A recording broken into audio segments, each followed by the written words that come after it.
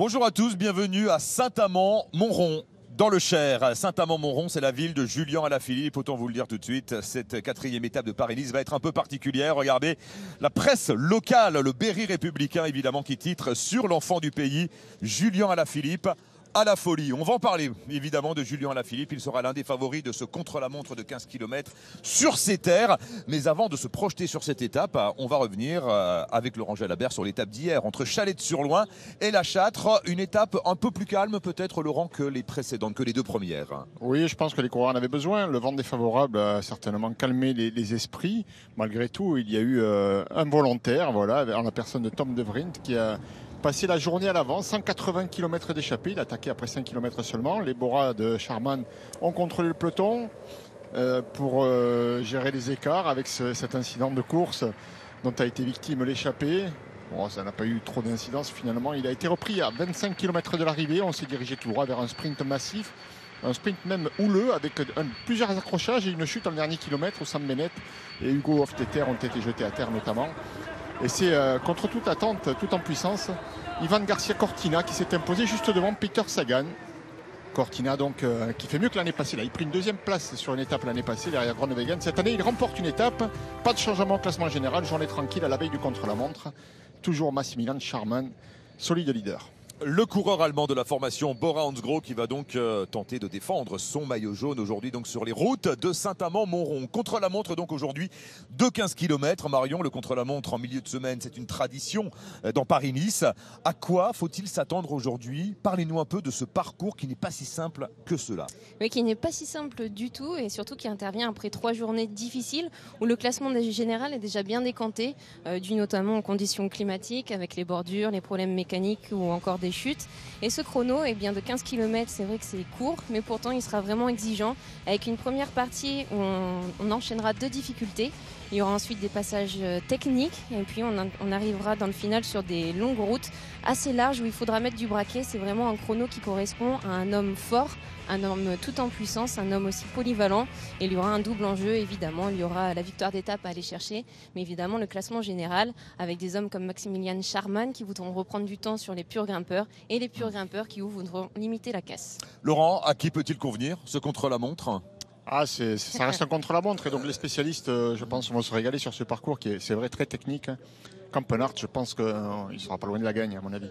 Le Belge, on va le suivre, bien évidemment. Et puis tous les prétendants au classement général, à la victoire finale. C'est une étape importante. Tout de suite, les images du direct sur la route de Saint-Amand-Montrond.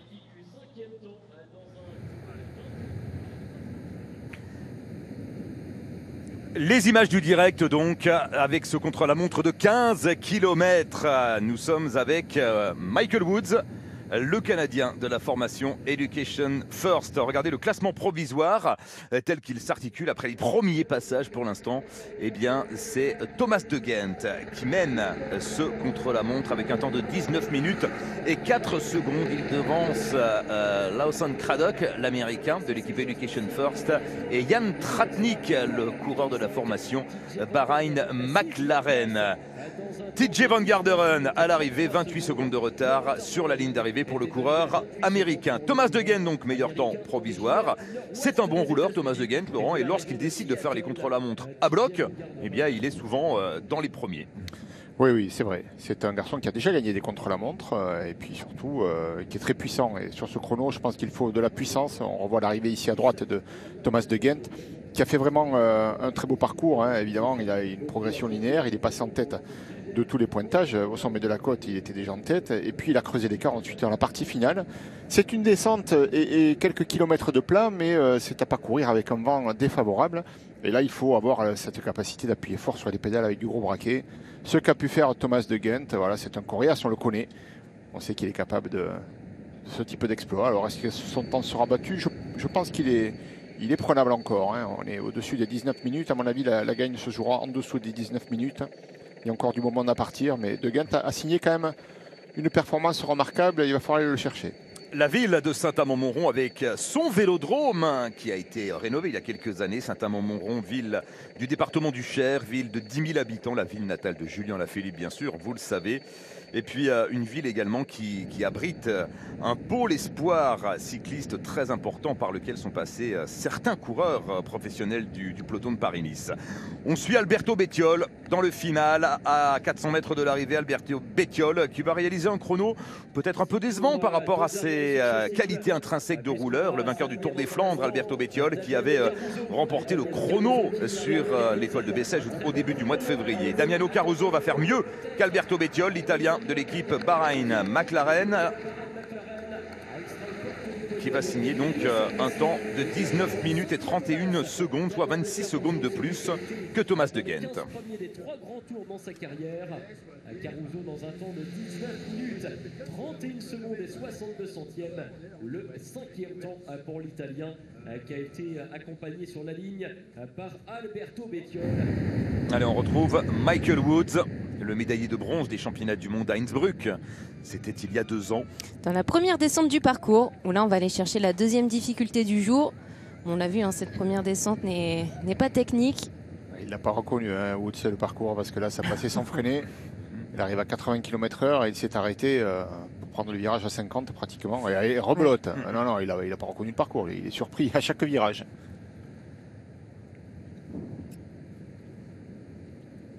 Michael Woods, le Canadien qui vise les classiques ardennaises à la fin du mois d'avril. C'est l'objectif de sa première partie de saison. Lui qui a gagné une étape sur la Vuelta également il y a 2 ans. Le Canadien vient de l'athlétisme. C'était un coureur de 5 000, 10 000 mètres avant de venir sur le cyclisme. Et Romain Bardet à l'échauffement avec Pierre Latour qui a déjà fait son contre-la-montre et qui occupe pour l'instant une 6e place. Pierre Latour qui est en train, je pense, de lui donner quelques conseils. Alors, un contre-la-montre technique qui se découpe en deux parties, hein, on est d'accord, Marion et Laurent, avec une première partie dans laquelle il y a les 2 ascensions, la côte du chemin jaune et la côte du fer à cheval, et puis une deuxième partie beaucoup plus roulante, où on peut emmener du braquet. Oui, c'est ça. C'est un départ difficile, on peut le dire. Ici, Guillaume Martin qui s'élance et directement donc, dans la première montée, alors une montée plutôt roulante, mais dans laquelle il faut déjà appuyer fort sur les pédales. Donc il faut être bien chaud au moment de s'élancer. L'effort dure à peu près 3 minutes jusqu'au sommet de cette côte. La descente, on l'a vu tout à l'heure avec Michael Woods, elle est courte, mais elle est très rapide. On atteint des vitesses très élevées, à plus de 85 km/h. Il y a un petit bout de plat de 500 mètres environ et on rattaque la deuxième montée qui est plus longue, elle, 1 km environ, avec des routes étroites, c'est dans les bois, l'effort est quand même pénible, hein. Et puis au sommet, surtout, ça bascule pas de suite. Il y a une longue ligne droite avec un long faux plat où je pense que là, les toxines commencent à vraiment faire sentir leur présence dans les muscles des coureurs. Et avant d'attaquer la deuxième partie, c'est celle à laquelle vous avez fait référence, Alex, c'est la partie qui est normalement plus favorable, la descente et le plat, mais c'est cette partie où les écarts finalement se creusent parce que le vent est défavorable. Et là, il faut être puissant, il faut avoir la capacité de remettre du braquet et d'appuyer fort sur les pédales. Donc le final, contrairement aux apparences, c'est peut-être plus difficile même que les montées. Et pour l'instant, si on se fie d'ailleurs au temps intermédiaire, c'est dans la deuxième partie qu'on creuse plus l'écart. Avec ce vent défavorable, ou si on se met dans le rouge trop rapidement dans les différentes ascensions, mais on récupère jamais. C'est là que le parcours est vraiment compliqué parce qu'il n'y a jamais de temps de récupération. Même la dernière descente qui est très longue, il faut continuer à pédaler. Alors on vient de voir passer à l'intermédiaire Tobias Ludvigsson, le champion de Suède du contre-la-montre pour l'équipe Groupama FDJ. On va écouter Julien Pinot, le frère de Thibaut, l'entraîneur de la formation Groupama FDJ. Julien Pinot qui a reconnu évidemment le parcours et qui nous parle des spécificités de ce contre-la-montre. La partie la plus dure, je pense, c'est la deuxième montée avec le sommet, les 2 km qu'il y a à aller chercher avant d'aller chercher la descente, où il faudra pédaler, où il y aura justement vent de face. Et je pense que c'est là où si dans la première montée on est parti un petit peu trop rapidement, on peut le payer et perdre de précieuses secondes. Pour Thibaut, aujourd'hui, il y a une opportunité de prendre du temps sur les grimpeurs, on sait qu'il est bon en chrono. Oui, le but c'est de faire un beau chrono, ça sera le premier avec son nouveau vélo, donc il est là aussi pour prendre des repères et travailler pour la suite, donc on fera le point ce soir. Mais vous pensez que c'est un parcours qui peut bien lui convenir? Oui, c'est un parcours qui est intéressant forcément, il ne sera pas forcément désavantagé par rapport aux autres grimpeurs sur ce circuit-là. Ouais. Michael Woods est justement dans la deuxième ascension, la côte du Chemin Jaune, sur une toute petite route. Ouais, 1,7 km à 6% de moyenne, avec un passage allé à 13% au maximum. Et comme l'a dit Laurent, la difficulté vraiment, c'est qu'en haut, ça bascule pas pour aller chercher le premier point intermédiaire. Il est là, Julien Alaphilippe, dans sa bulle pour l'instant. Lui qui est très attendu dans sa ville natale, Saint-Amand-Montrond, qui est une vraie ville de cyclisme. D'ailleurs, Saint-Amand-Montrond a accueilli à 5 reprises déjà une arrivée de Paris-Nice. Et puis Saint-Amand-Montrond a été ville-étape du Tour de France en 2001, en 2008. Et la dernière fois en 2013. Alors en 2001 et en 2008, c'était les contre-la-montre. En 2013, c'était une étape en ligne qui s'était achevée à Saint-Amand-Montrond avec la victoire de Mark Cavendish.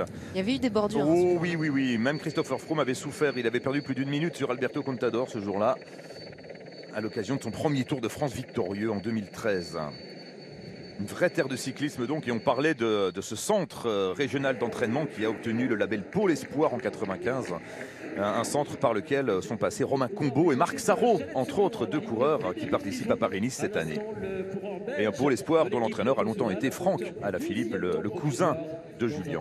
19 minutes et 49 secondes. Frédéric Frison, rapidement suivi par Julien Trarieux, le coureur niçois. Frédéric Frison qui vient d'en terminer pour la formation Lotto-Soudal. Pas de changement sur la ligne d'arrivée. Thomas de Gendt a toujours le meilleur temps avec un temps de 19 minutes et 4 secondes devant Lawson Craddock, l'américain, à 16 secondes, et Yann Tratnik à 20 secondes, le premier français pour l'instant. C'est Pierre Latour, il est 6e à 27 secondes de Thomas de Gendt. Bob Jungels qui vient de s'élancer, le champion du Luxembourg. On le sait, lui qui excelle souvent dans ce genre d'exercice. Ça sera l'un des prétendants à la victoire, Bob Jungels, qui a pris le parti de mettre un 58 en grand plateau.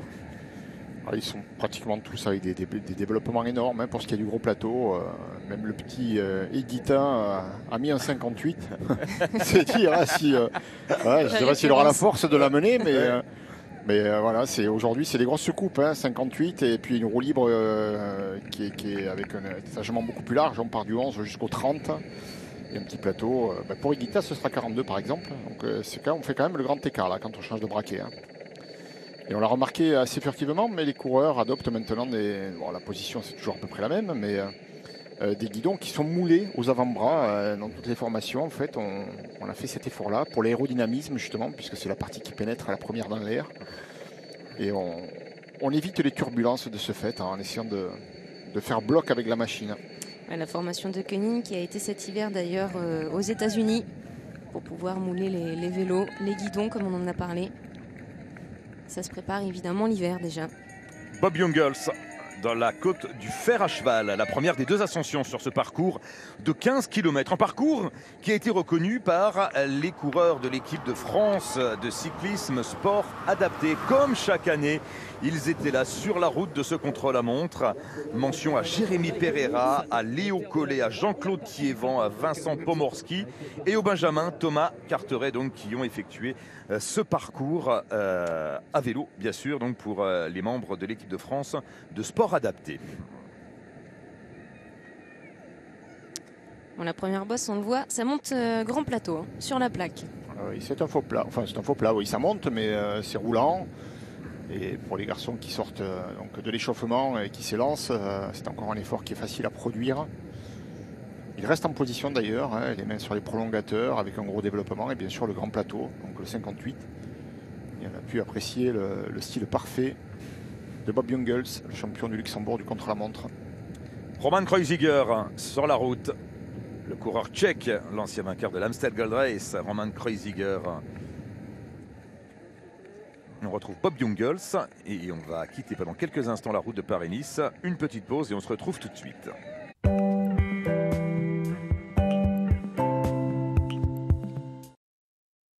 Le Kia e-Niro électrique a une autonomie exceptionnelle allant jusqu'à 455 km en une seule charge. Donc vous êtes libre d'aller partout. Vous pouvez aller à la plage, vous pouvez aller au ski ou simplement rentrer chez vous après une dure journée. Kia e-Niro, le crossover 100% électrique offrant une autonomie exceptionnelle de 455 km en usage mixte et 615 km en urbain.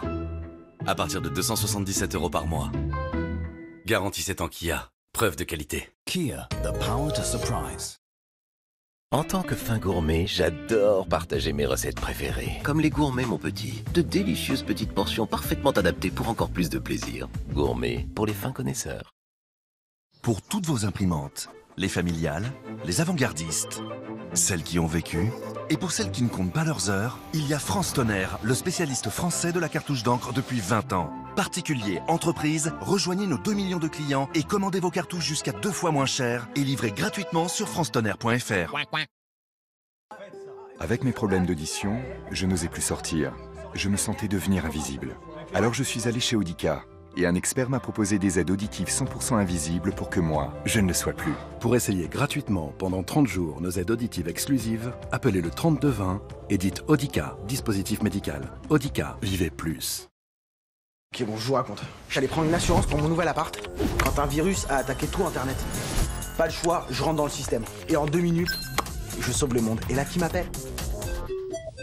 Le FBI, les gars. Le problème quand on est bien assuré, c'est qu'on n'a pas grand-chose à raconter. Chez Direct Assurance, votre logement est assuré dès le lendemain.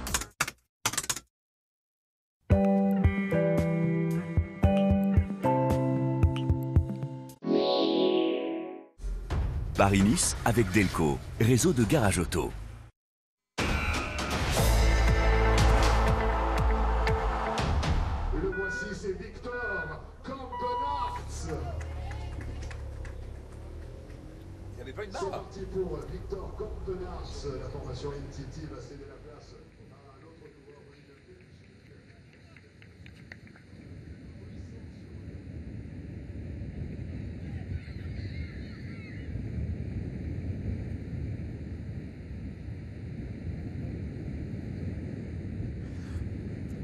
Victor Campenarts sur la route, le Belge, le détenteur du record de l'heure. Victor Campenarts qui arborait une jolie barbe au début de Paris-Nice.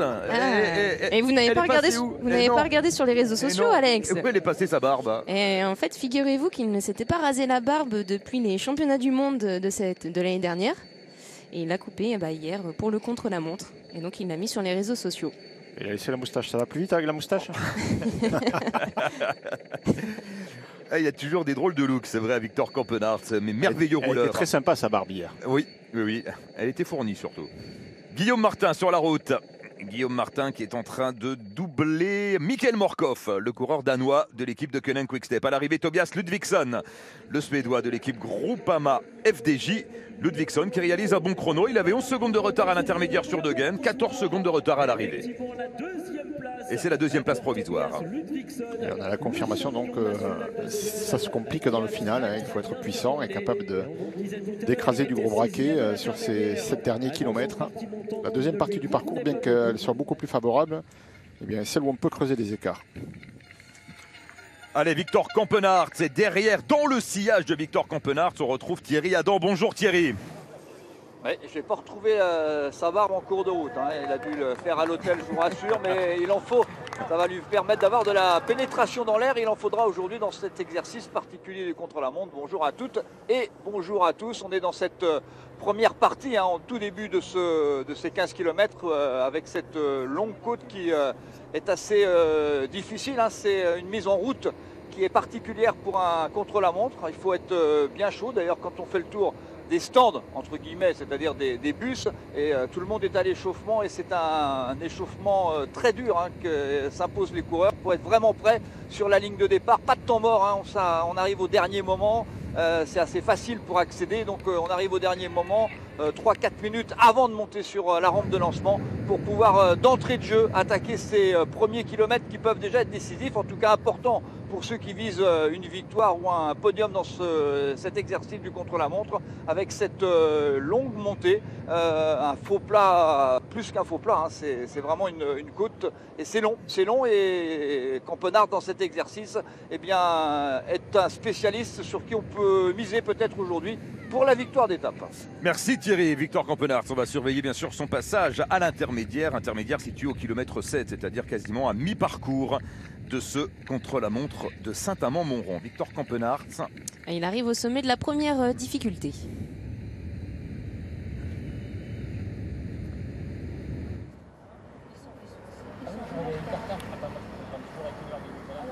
Nasser Bouhanni Nasser Bouhanni, 5e hier à l'arrivée à la Châtre, qui va terminer ce contre-la-montre sans avoir évidemment tout donné. Il n'avait aucun intérêt à faire ce contre-la-montre à bloc. Non, il s'est dit frustré hier, lui qui a été un peu gêné dans le sprint. Il a été un peu chaotique d'ailleurs avec la chute de Hugo Hofstetter, Sam Bennett et Caleb Ewan. Mais d'ailleurs, il y a eu une petite explication de texte entre Nasser Bouhanni et Anthony Turgis hier à l'arrivée. Bon, rien de méchant, mais ils avaient des choses à se dire. Roman Kreuziger, toujours sur la route pour la formation NTT, c'est la formation de Victor Campenaerts, le Belge, donc l'un des favoris qui est actuellement donc sur la route de ce contre-la-montre.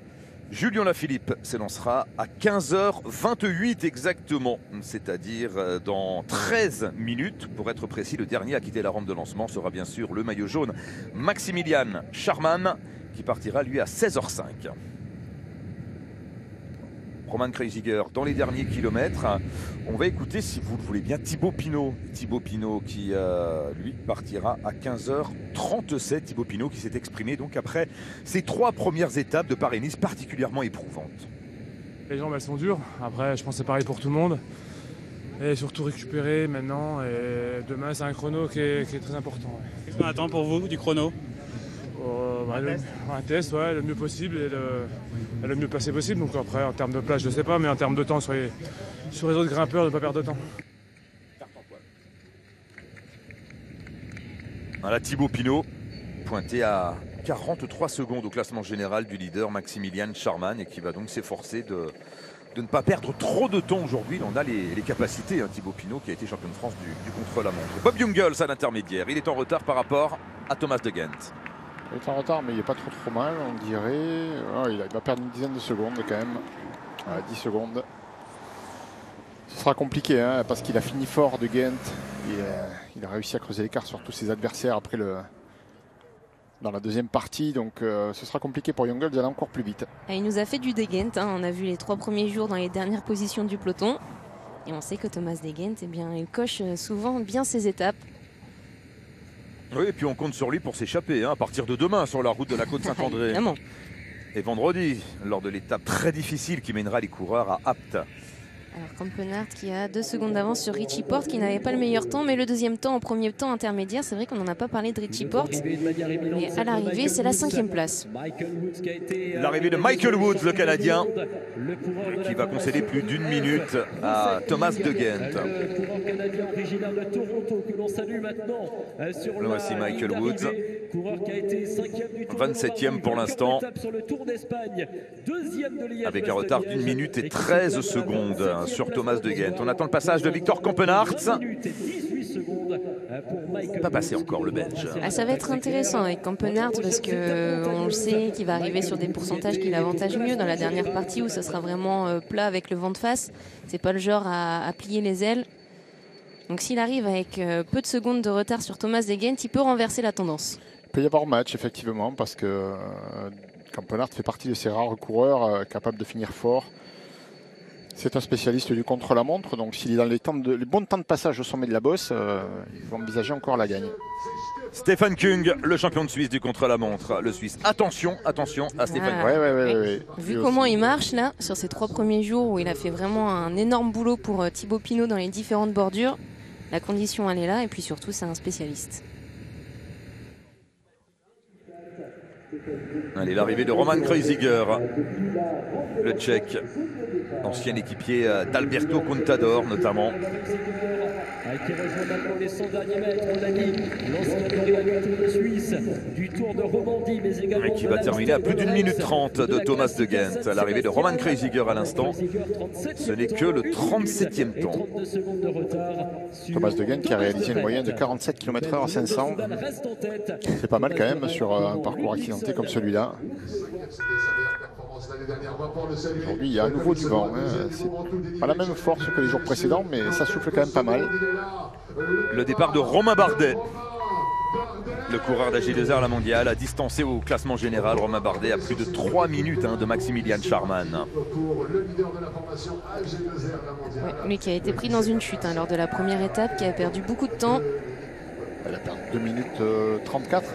C'est ça. Dans la première étape, c'est beaucoup. Bon, il est tombé à 70 km de l'arrivée. La course ne s'est jamais relevée. Il n'a jamais baissé les bras, en revanche. Et c'est vrai que le temps perdu ce jour-là, mais il est préjudiciable maintenant dans la quête d'un bon classement général, mais ça reste quelque chose qui le motive. Vincent Lavenu nous l'a bien expliqué hier. On rêve encore d'un top 5 dans l'équipage G2R mondial avec Romain Bardet. Pris dans la même chute que Warren Barguil dimanche à Plaisir à l'occasion de la première étape de Paris-Nice. Allez, pour la formation Arkea Samsic, c'est Nasser Bouhanni qui va en terminer dans quelques instants. Nasser Bouhanni qui va terminer lui aussi à plus d'une minute de Thomas De Gendt.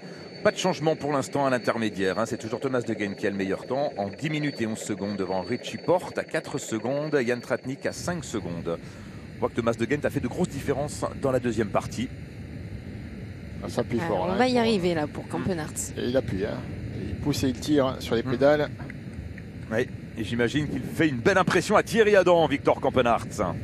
Oui, il est en train de revenir, il l'aperçoit là sur Mathieu Ladanius, je crois, qui est parti juste devant lui, le coureur de Naï près de Pau. Et c'est normal parce que c'est un spécialiste. Alors Mathieu a été en son temps un bon spécialiste du contre-la-montre, mais les motivations aujourd'hui sont différentes quand on a dans son équipe Thibaut Pinot, on travaille pour lui, donc le contre-la-montre on le fait peut-être un petit peu moins fort que d'habitude. Et Victor Campenarts, il a avalé la descente tout à l'heure à plus de 90 km/h. Ça nécessite cette descente après la première bosse d'avoir bien repéré le terrain, avec notamment un enchaînement avec un virage à gauche et le trottoir qui est là. Il faut vraiment bien avoir visualisé tout ça. Et puis cette deuxième côte qu'il vient de terminer, on est sur le plat ici, à un peu moins de 9 km de l'arrivée, et bien qui est beaucoup plus dur la deuxième que la première, qui est en plus un revêtement qui rend moins bien parce qu'il a beaucoup plu et il y a un petit peu de terre dessus par endroit. En plus la route n'est pas très large, mais on sent que Victor Campenarts est dans un bon jour et je ne serais pas étonné qu'il fasse un temps référence.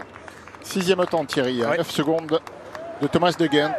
Il va falloir qu'il fasse un gros retour. Victor Campenarts reprend 9 secondes à De Gendt, ça paraît compromis quand même, Laurent. Ce sera difficile, mais ça reste quelque chose de réalisable pour un garçon comme lui.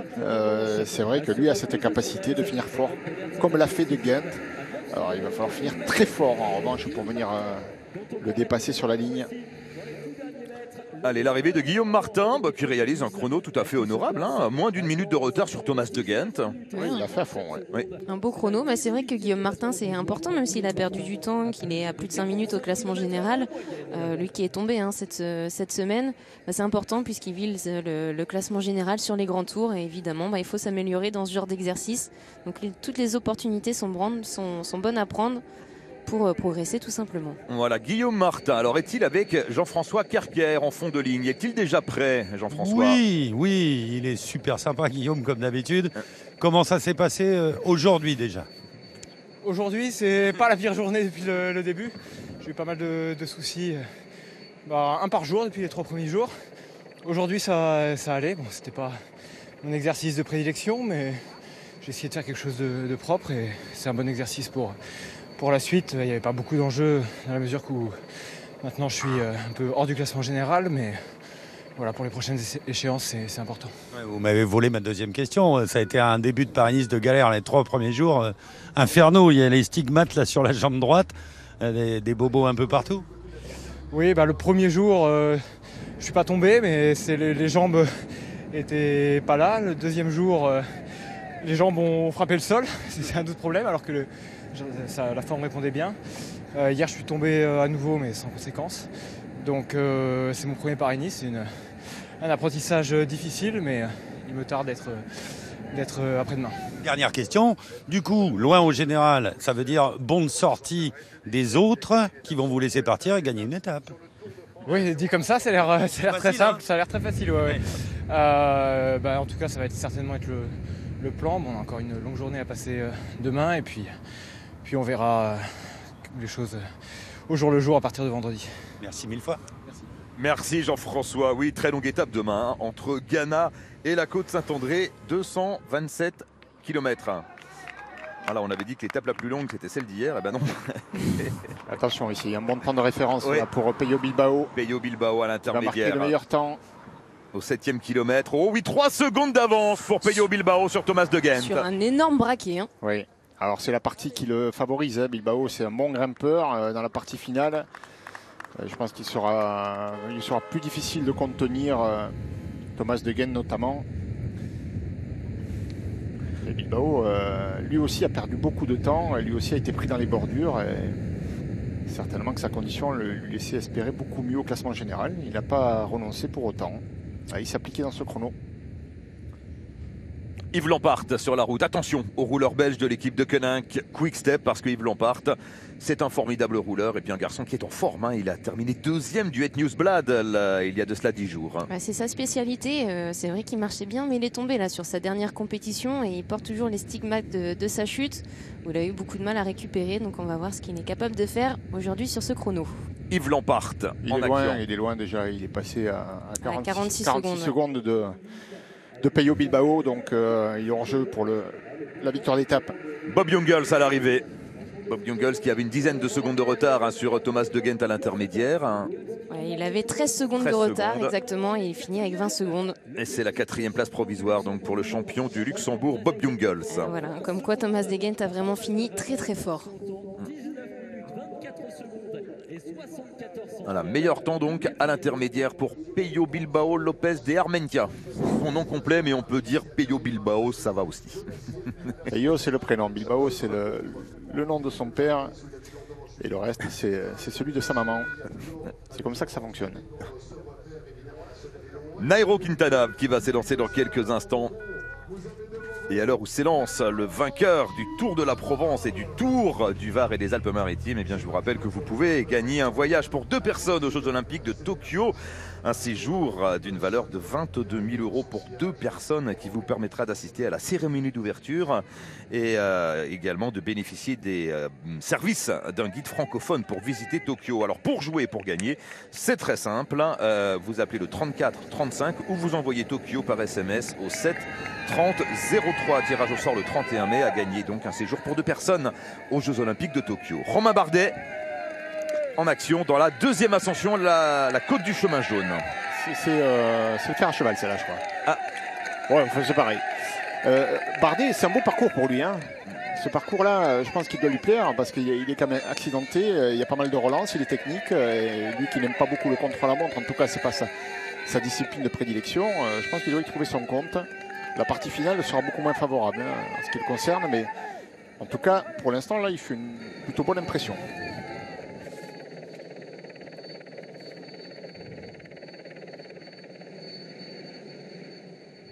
Allez, Nairo Quintana. Objectif, limiter la casse, bien sûr, pour Nairo Quintana. Qui est capable de réaliser des bons chronos. Il avait même gagné, je crois, un chrono une année sur la route Occitanie. La route du Sud, oui, la route du Sud, comme on disait à l'époque, exactement, Laurent. Oui. Albi, il avait gagné un contre-la-montre sur le circuit automobile, donc plutôt plat. Et Quintana qui a terminé 2e du championnat de Colombie contre-la-montre cette année. Derrière Daniel Martinez. Devant Egan Bernal. Donc, bon, c'est vrai qu'il a une condition physique qui est remarquable depuis le début de saison. Et il a lui aussi joué de malchance depuis le départ de ce Paris-Nice, mais je pense qu'aujourd'hui, il va trouver un parcours qui peut lui convenir. Un parcours qui va convenir à cet homme également, Julien Alaphilippe. Julien Alaphilippe au départ.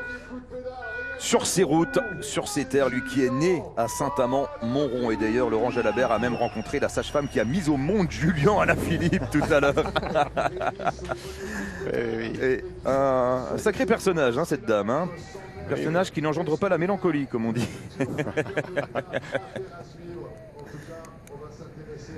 Julien Alaphilippe, évidemment, dans son jardin, connaît ses routes par cœur. Ça se demandait même si ce ne serait pas lui qui aurait tracé ce parcours, tellement il correspond à ses caractéristiques. Stéphane Kung à l'intermédiaire ou du retard pour le Suisse. 15 secondes de retard sur Peyo Bilbao. Il a tiré des cartouches, Stéphane Kung, depuis le départ de Paris-Nice. Il a souvent été le nez au vent, à protéger Thibaut Pinot. Et il a beau être un spécialiste du chrono, les jambes sont certainement lourdes. C'est vrai que comparé à des garçons comme Thomas de Gendt ou comme Penart, qui eux avaient vraiment 7 objectifs en tête, qui n'ont pas fait trop d'efforts pendant 3 jours, si évidemment ils ont roulé, mais ils avaient moins de leaders à protéger, ça se paye aujourd'hui. Allez, Nairo Quintana sur la route. On s'intéresse à Victor Campenaerts, même si le Belge avait du retard, en compagnie de Thierry Adam.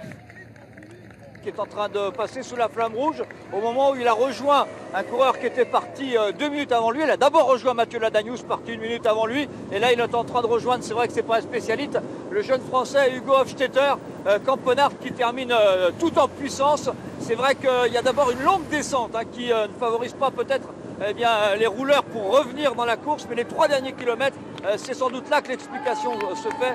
Et le Belge qui devrait être dans un bon temps, en tout cas qui a très bien fini ce contre-la-montre, il est aux 500 mètres. Allez, Romain Bardet qui passe à l'intermédiaire avec 25 secondes de retard. Un retard tout de même assez important là pour Romain Bardet par rapport à Pello Bilbao. Ah oui, les apparences sont trompeuses. Hein. Il donnait l'impression d'aller bien et finalement, il n'était pas forcément dans l'allure. Alors que Campenars s'en termine, hein, ça va être tendu. Campenars, il avait du retard à l'intermédiaire. Est-ce que Campenars va être capable de prendre la tête? A priori, non. Il avait 12 secondes de retard sur. Il a mieux fini, je pense que. Il a mieux fini que Thomas De Gendt, mais ça n'a pas été suffisant. 4 secondes de retard à l'arrivée pour Campenars qui a repris du temps. Il a repris 2 secondes à Thomas De Gendt. Mais ça n'a pas été suffisant pour venir passer devant. Petite déception pour le détenteur du record de l'heure, médaillé mondial du contre-la-montre, Victor Campenars, donc qui prend la 2e place sur la ligne d'arrivée. Yves Lampaert, le Belge, lui aussi était en retard à l'intermédiaire. Oui, lui il était loin, 46 secondes au sommet de la bosse. C'est beaucoup, hein, c'est beaucoup pour un garçon comme Yves Lampaert.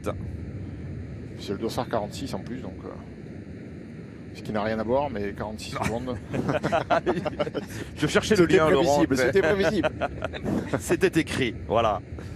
Yves Lampaert qui attend bien sûr les classiques flandriennes, lui qui vit au pied du Berendries, l'un des monts flamands les plus célèbres.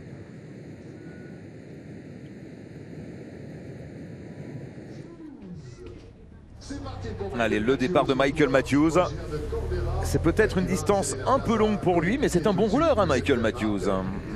Ouais, c'est un bon rouleur. Il a déjà gagné des chronos, hein, notamment sur Paris-Nice, ce prologue, mais il n'est pas au top, j'ai l'impression. Il est pas mal, mais il n'a pas encore ce petit point de forme qui fait que voilà, il peut vraiment se mêler à la lutte. Hier, on l'a senti, il était pas mal placé, son équipe l'a bien amené, mais ça a déstabilisé Peter Sagan qui était dans sa roue d'ailleurs, qui n'a pas osé lancer le sprint de loin. Je pense que si Matthews avait été aussi fort qu'à son habitude, s'il avait lancé le sprint, ça aurait pu favoriser les dessins de victoire de Peter Sagan notamment. Je pense même qu'il en est conscient, hein, parce qu'il se mue vraiment en équipier même. Il lance les autres sprinteurs qui sont avec lui. Et tout ça pour dire qu'à mon avis, le chrono aujourd'hui, il ne va pas le faire à fond. Bah, il reprend sa saison en plus sur Paris-Nice. 51 secondes pour Yves Lampaert. 56 secondes et centième. Voilà, Lampaert qui devient par la même occasion le Lampaert, il n'a pas forcé son talent. Certes, il a fait vite, mais il n'a pas forcé son talent. Comme vous l'avez dit, Alex, c'est vrai, ses objectifs ne sont pas très lointains, mais ce ne sont pas au cours de cette semaine qu'il les a fixés, mais plutôt sur les classiques. Attention. Toujours cette incertitude, est-ce que les classiques auront bien lieu? C'est toujours compliqué de les préparer dans ces conditions. J'aime pas vous entendre prononcer ces paroles, Laurent. Je n'aime pas. Et pourtant, les choses, on est obligé de se poser la question, exactement. Attention à lui aussi, Kasper Asgreen, les Danois en force, hein. On vient de voir partir Søren Kragh Andersen, qui peut faire un beau chrono également, excellent rouleur. Et puis lui, Kasper Asgreen, la pépite de l'équipe de Koenig Quick-Step. Vu le numéro qu'il a fait sur Kurn, et évidemment que ce chrono, il l'a coché également. Et Bilbao qui en termine, pardon Marion, à voir s'il est capable de finir aussi fort qu'il était parti. Il a fini fort quand même, hein, avec son petit gabarit. Pour l'instant, ça tient. Il avait 3 secondes d'avance sur Thomas De Gendt. Ça ne sera pas suffisant. Ça ne sera pas suffisant pour Pello Bilbao. Ça ne va pas jouer à grand chose. Mais Bilbao passe derrière Thomas De Gendt pour 1 seconde et 26 centièmes. C'est dur. Il a perdu 4 secondes dans la descente. C'est pas beaucoup, quand même. Hein. Ouais, c'est pas beaucoup. Parce qu'il a fini fort en plus, hein, Bilbao. Il avait 3 secondes d'avance seulement sur une partie qui l'avantageait.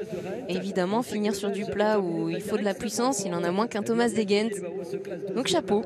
Ça veut dire aussi que ce chrono, il va tomber. Il va tomber. Des bons coureurs à partir qui sont bien placés au général, qui ont une motivation encore plus grande. Alors Kasper Asgreen à l'intermédiaire par rapport à Pello Bilbao. Légèrement en retard. Du retard pour le champion du Danemark du contre-la-montre.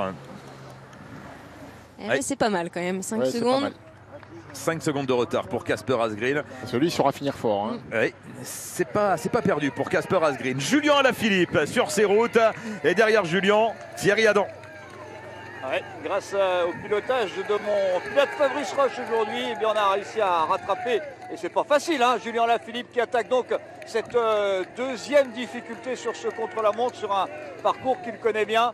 Et Julien Alaphilippe, ça attire la foule, il y a du monde alors soyez pas inquiets, hein, c'est étalé sur 15 km, donc pas de souci par rapport aux restrictions qui sont imposées. Et Julien Alaphilippe qui est en train de remonter déjà, le coureur parti 1 minute devant lui, c'est-à-dire Chesbol qui est rejoint à l'instant même. Julien Alaphilippe qui lui, à l'inverse d'autres coureurs, Victor Campaners tout à l'heure par exemple, dans cette partie, cette deuxième côte qui est difficile, plus difficile que la première, moins large aussi, revêtement moins facile, se met de temps en temps aux danseuses un début de parcours qui doit lui rappeler, tiens, le contre-la-montre de Pau. Oui, exactement, Thierry, c'est vrai, avec une bosse d'entrée, comme c'était le cas à Pau sur le contre-la-montre que Julien Alaphilippe avait brillamment remporté devant Geraint Thomas. On revient sur la rampe de lancement en compagnie de Philippe Gilbert, le coureur de la formation Lotto Soudal, l'immense Philippe Gilbert, lui qui avait coché Milan-San Remo en début de saison pour accrocher le dernier monument qui manque à son palmarès, malheureusement. Pas de Milan-San Remo, voilà. Et vous savez pourquoi. Pour l'instant, c'est reporté. On essaye de trouver une date. Ouais. À Noël, non? Au jour de repos du Tour de France, peut-être. On va déplacer tout le monde à Milan-San Remo. Pourquoi pas, Laurent?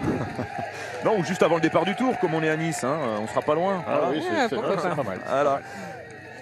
Allez, Julien Alaphilippe qui vient de dépasser à l'instant Chesbol, comme nous le disait Thierry. Sur un style différent, c'est vrai, nous l'a dit Thierry, mais on a vu des spécialistes comme Casper Asgreen vraiment bien posé sur la machine. Lui, Julien en puncher, monte en danseuse. Ouais, mais je pense qu'il a raison. Enfin, chacun son truc, chacun son style, mais c'est un parcours qui est accidenté, qui est, on l'a dit, technique, qui demande à ce qu'on relance le braquet de temps en temps. Rester en position pour avoir une meilleure aérodynamique, c'est important, mais sur ces parties-là, où la vitesse n'est pas très élevée, je pense que c'est pas capital, il vaut mieux relancer. Thibaut Pinot va s'élancer dans quelques instants, alors que Nairo Quintana se présente à l'intermédiaire avec un bon temps. Pas trop mal, oui, pas trop mal pour Nairo. C'était sa partie, là, hein. Ça va se compliquer à partir de maintenant quand même. 13 secondes de retard, 10e pour l'instant Nairo Quintana. C'est vrai qu'il va lâcher les secondes fatalement dans la deuxième partie, qui avantage les gros rouleurs.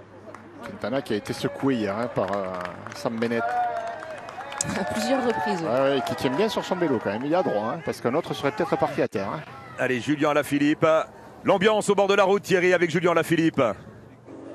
Il y avait beaucoup de monde, ce sont des spécialistes qui viennent un mercredi sur Paris-Nice, qui aiment le vélo mais qui connaissent aussi bien le vélo et qui en font, qui le pratiquent. Donc on a choisi évidemment les deux côtes pour se placer, se positionner. Et vous avez un petit peu partout des allez Juju, supporters de Julien, allez Julien Alaphilippe, normal, alors que Julien passe au panneau 9 km.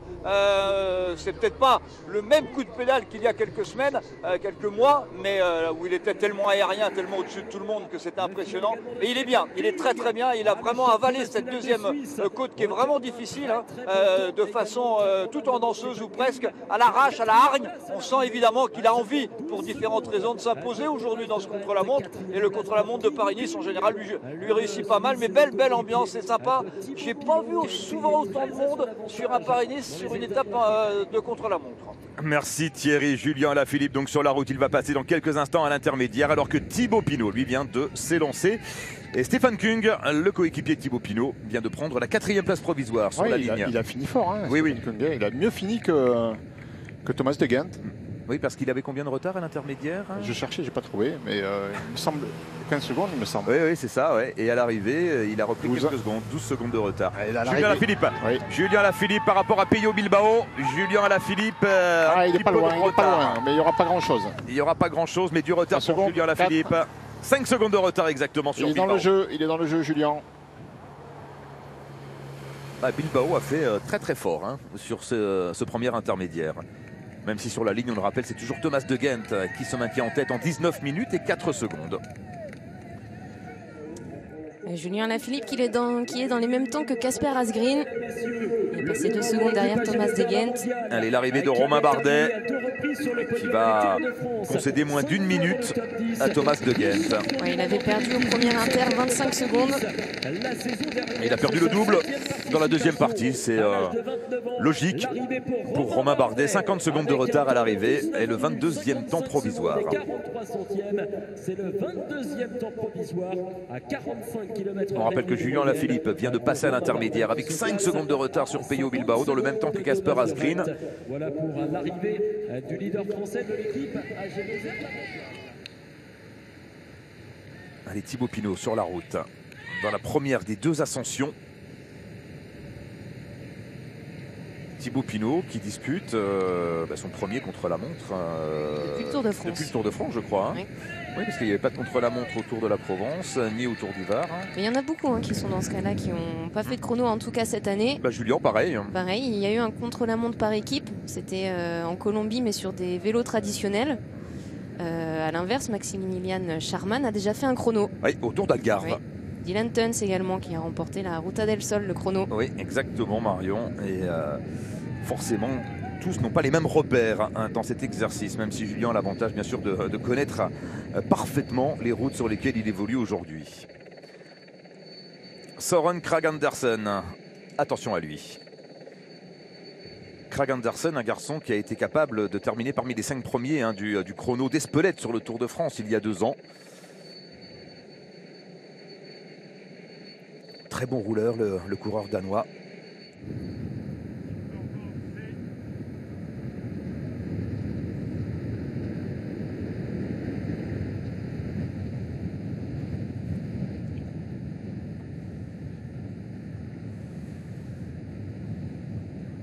Il est dans le jeu, Julien Lafilippe, comme Casper Asgreen, pour aller jouer la victoire d'étape. Hein. Tout va se décider à partir de là. Voilà, Casper Asgreen. Oh, le vent de face, on le sent bien. Qui vient de se faire secouer par une rafale de vent, alors qu'il aborde la flamme rouge du dernier kilomètre. Il lui reste 1 minute et 7 secondes pour arriver, pour faire 1000 mètres. Alors si la bande orale est bien positionnée, ça fait presque du 60 km/h. Hein. Donc ça va être tendu entre lui et bien sûr Thomas de Gendt.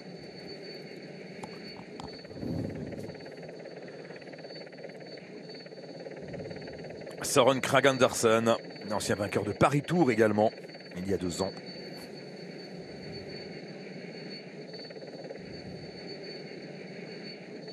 Qui lui n'est pas encore passé à l'intermédiaire, il va s'en approcher là. Il s'en approche, oui, parce que le temps de Pello Bilbao c'est 10 minutes et 8 secondes, c'est ça Marion? C'est bien ça. 10,08.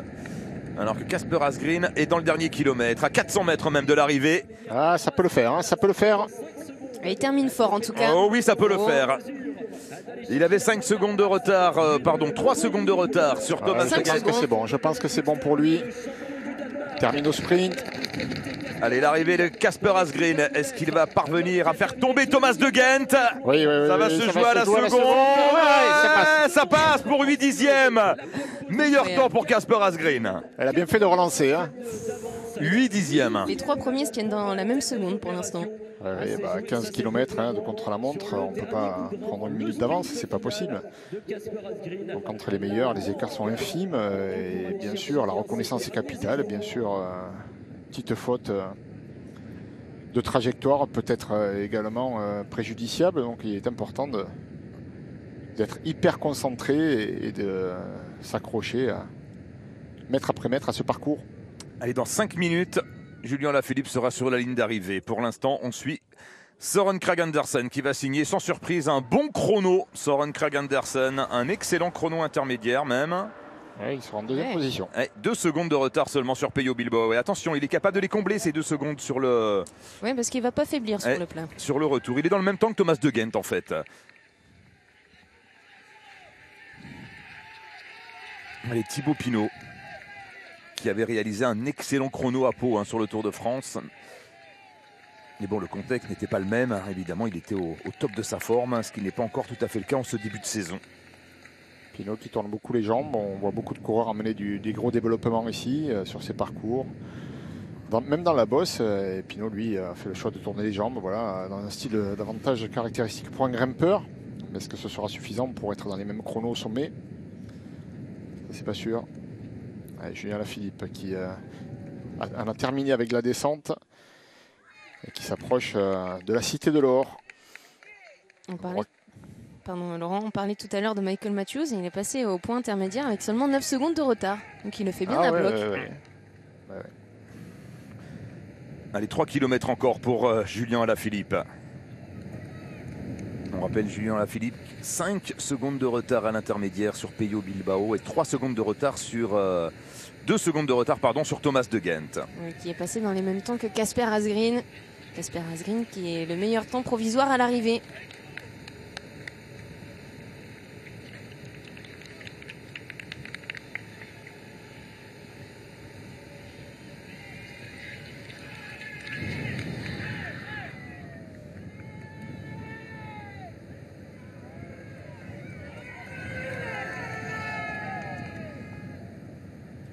Allez, 2 km encore pour Julien Alaphilippe. Un peu plus de 2 km. Voilà, au niveau des trajectoires, pas de souci. Hein. Il sait comment les prendre, ces virages, alors qu'on revient sur la rampe de lancement avec un garçon qu'il faut surveiller. C'est Dylan Teuns, le Belge. Ouais, il faut le surveiller. Lui, il a un coup à faire aujourd'hui, Dylan Teuns.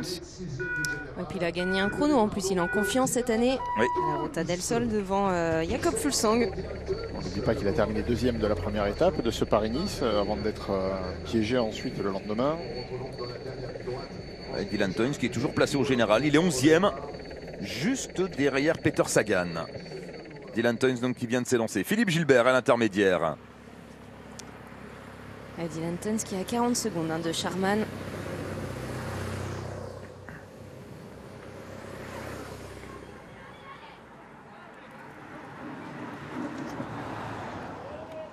Philippe Gilbert sous le maillot de l'équipe Lotto Soudal. Une équipe à laquelle il avait déjà appartenu à la fin des années 2000, début des années 2010. Là où il avait fait sa grosse année d'ailleurs. Ouais, en 2011 exactement. Avant de partir chez BMC. Dylan Teuns donc qui s'était lancé il y a un peu moins d'une minute maintenant. Et qui est déjà donc dans la première ascension, la côte du fer à cheval. Dylan Teuns, on va surveiller bien sûr également son temps intermédiaire. L'arrivée de Nairo Quintana. Un peu moins de 40 secondes de retard pour Nairo Quintana, 16e provisoire. Effectivement, il a perdu du temps dans la deuxième partie, mais c'était prévisible. Ah oui, l'hémorragie n'est pas stoppée encore pour Quintana qui était loin au classement général, 1 minute 50 de Charman et qui risque de perdre encore un petit peu de terrain. Il a paralysé mauvais contre la montre, mais voilà, sa performance ne lui permettra pas, en tout cas, je pense, de récupérer du temps aujourd'hui. En revanche, pour Julien Alaphilippe, c'est pas la même chose, ça va plus vite. Julien qui est dans le dernier kilomètre, qui est tout proche de l'arrivée même, très certainement. 500 mètres. Du contre-la-montre. Ah oui, 500 mètres, oui. 500 mètres pour Julien Alaphilippe. On rappelle le temps de référence pour Casper Asgreen. 19 minutes et 3 secondes. 19 minutes et 3 secondes. Eh bien, Julien Alaphilippe sera en retard. Il a perdu du temps sur Asgreen dans la deuxième partie. Chercher le meilleur temps possible. Il a coincé. On va encourager au maximum l'homme qui a fait rêver le public français à l'occasion du dernier Tour de France avec pas moins de 14 jours en jaune, vainqueur notamment. Allez, Julien Alaphilippe devant son public de Saint-Amand-Montrond à l'arrivée. Ça fait tout de même 24 secondes de retard. Le 11e temps provisoire pour Julien Alaphilippe. 27 secondes et 85 centièmes. Le retard à l'arrivée de 23 secondes. Oui, c'est une performance correcte, mais plutôt moyenne, compte tenu de ce qu'il a été capable de faire en d'autres circonstances. Bon, je pense qu'elle reflète un petit peu le niveau actuel de Julien, qui est bien, mais qui n'est pas dans une forme exceptionnelle encore, mais ses objectifs sont un petit peu plus lointains. Le Tour des Flandres, notamment, c'est la prochaine échéance, donc pas d'affolement pour l'instant. Même s'il aurait eu à cœur, je pense, de faire un meilleur parcours encore. Ce sera le 5 avril, le Tour des Flandres, si tout va bien. Dylan Teuns, le Belge,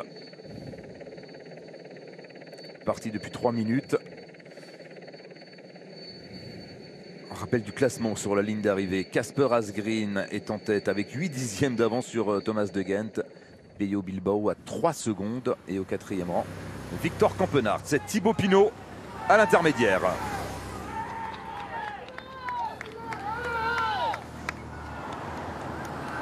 Pinot, ouais, plus ou moins dans les temps de Nairo Quintana, pas mal, pas mal.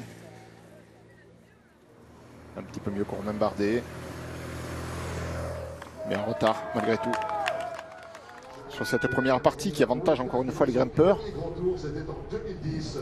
Et attention à Nibali pour le classement général. Oui, il est 9e. 31 secondes de Charman. Il est 9e, Vincenzo Nibali. Pour l'instant, il a passé sans trop de dommages les premières étapes. Nibali, c'est toujours une période de la saison où il marche bien. Et son équipe, en tout cas, a travaillé beaucoup pour lui sur ces 3 premières journées. C'est une journée importante pour Vincenzo Nibali. S'il veut remporter Paris-Nice aujourd'hui, il doit frapper un coup et essayer de reprendre du temps à Charman notamment.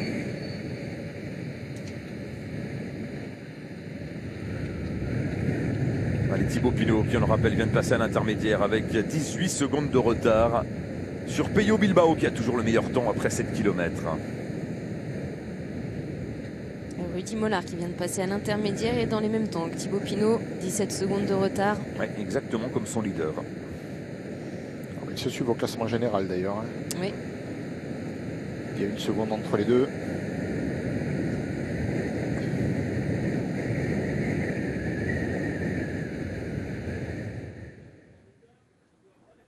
Et Michael Matthews qui en termine fort. 5e temps pour Michael Matthews. Ouais, c'est bien, c'est bien.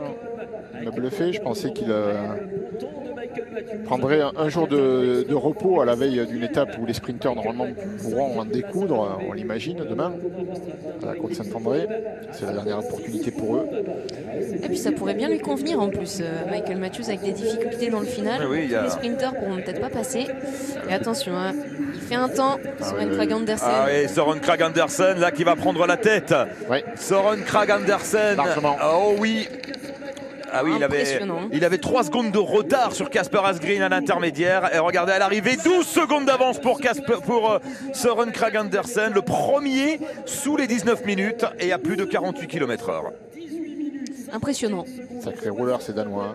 Ah, ils ont une génération, Laurent, ouais. Grosse génération de coureurs chez les Danois. Avec Kort Nielsen, Kragh Andersen, Malgren, Mats Pedersen, Asgreen, c'est vrai. Ils en sortent par paquet de 12 les Danois, là, des champions. Hein. Énorme génération. En même temps, il n'y a pas beaucoup de col au Danemark. Il faut savoir rouler, il y a du vent souvent là-bas. On aura l'occasion de le tester d'ailleurs, ce vent danois l'année prochaine, avec le grand départ du Tour à Copenhague. Et Peter Sagan. Lui aussi est capable de sortir de gros chronos lorsqu'il en a envie. Bon, c'est pas toujours le cas. Mais Peter Sagan est un excellent rouleur également. Pas le meilleur évidemment, mais un bon rouleur. Thibaut Pinot, lui, est à 4 km de l'arrivée. Thibaut Pinot qui au général est 15e. Hein. 46 secondes de Charman. Et seulement à 20 secondes de Higuita. Il fait un bon Paris-Nice, Thibaut Pinot. Il fait un bon Paris-Nice avec une condition qui est, certes, n'est peut-être pas optimale, mais il était venu chercher de la confiance sur cette course. Il n'était pas forcément venu chercher un grand résultat. Et je pense qu'il repartira en tout cas avec déjà un capital confiance qui aura grandi. Parce que ces 3 premières journées dans le vent, difficiles, hein, parce qu'elles auront été pénibles, hein, ces 3 journées. Il les a quand même bouclées avec une mention très bien. Allez, Thibaut Pinot et derrière lui Thierry Adam. Oui, avec une roue lenticulaire pleine à l'arrière. Thibaut Pinot dans un exercice où il a beaucoup progressé mais qu'il n'affectionne pas forcément particulièrement.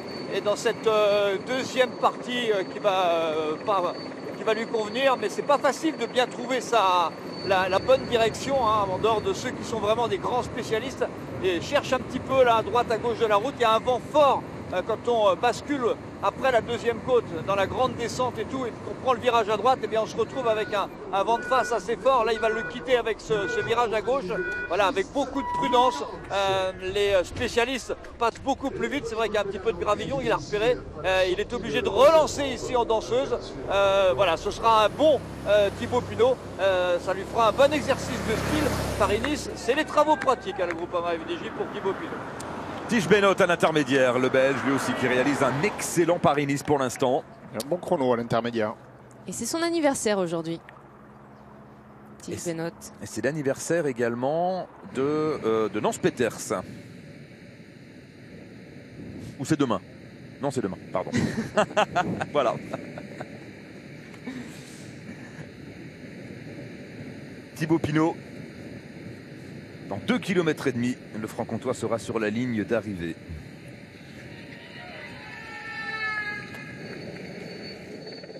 On rappelle que sur la ligne d'arrivée, c'est Søren Kragh Andersen qui détient le chrono de référence avec un temps de 18 minutes et 51 secondes. Il devance Kasper Asgreen, son compatriote, de 12 secondes. Il a fait un final incroyable, hein, Kragh Andersen. Oui. Mais il est en forme, le Danois, on le sait, un 3e du Het Nieuwsblad. Il y a 10 jours, battu au sprint par Jasper Stuyven.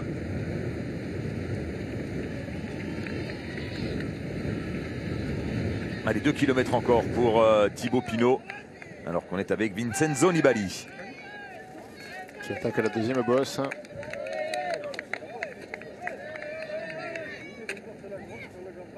Deuxième ascension pour Vincenzo Nibali. Je vous rappelle que vous pouvez gagner un voyage pour 2 personnes au Japon. Un voyage d'une valeur de 22 000 € à l'occasion des prochains Jeux Olympiques. Alors si vous voulez découvrir Tokyo, eh bien vous appelez le 34 35 ou vous envoyez Tokyo par SMS au 7 30 03. Tirage au sort le 31 mai donc pour gagner ce séjour pour 2 personnes. Philippe Gilbert à l'arrivée, plus d'1 minute de retard pour le Belge. Le final pour Philippe Gilbert. Qui signe le 36e temps provisoire. 1 minute et 11 secondes de retard sur Søren Kragh Andersen. Un seul homme sous les 19 minutes, c'est Søren Kragh Andersen. Sera-t-il battu? Pas certain, hein, Laurent, pas certain. Ça peut Non, tenir. non, c'est pas pour, certain, parce qu'il ne reste pas tant de spécialistes que ça à partir. Hein. Il y a qui Nils Police qui peut faire un bon chrono. Attention, Schmidt. Stuyven peut-être, mais... Oui, non, mais...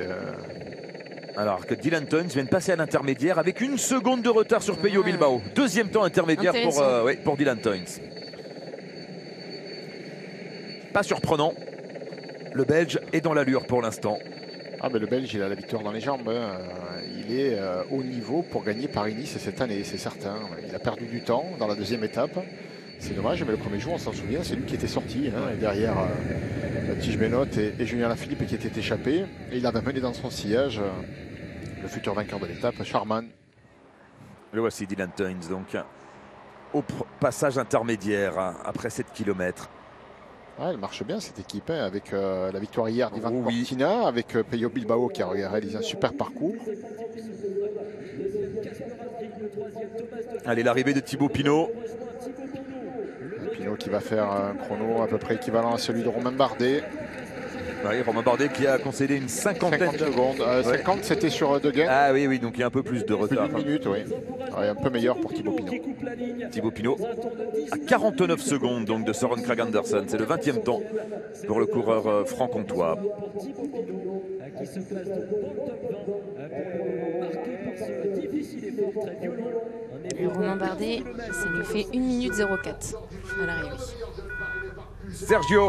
Sergio Higuita. Voilà, ça va être intéressant de savoir ce que ce garçon est capable de faire dans le contre-la-montre. On ne connaît pas vraiment ses références dans cette discipline. Mais il n'en a pas fait beaucoup d'ailleurs. Non, mais c'est pour ça, dans les rangs professionnels, il a très peu de références. Donc voilà, aujourd'hui, ça va être l'occasion de savoir ce qu'il a dans le ventre. Les chronos qu'il a fait, il les faisait pas forcément à un bloc parce que c'était pas le général qui l'intéressait sur la Vuelta ou autre. Donc là, il est dans un nouveau rôle.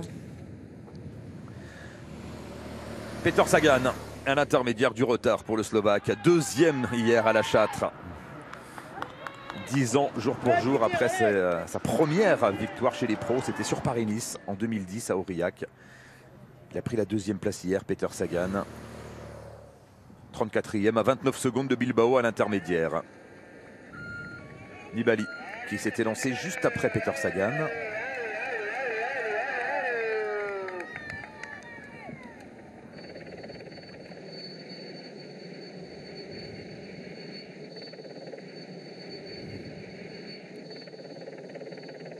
Lui, il est dangereux, hein. Dylan Teuns.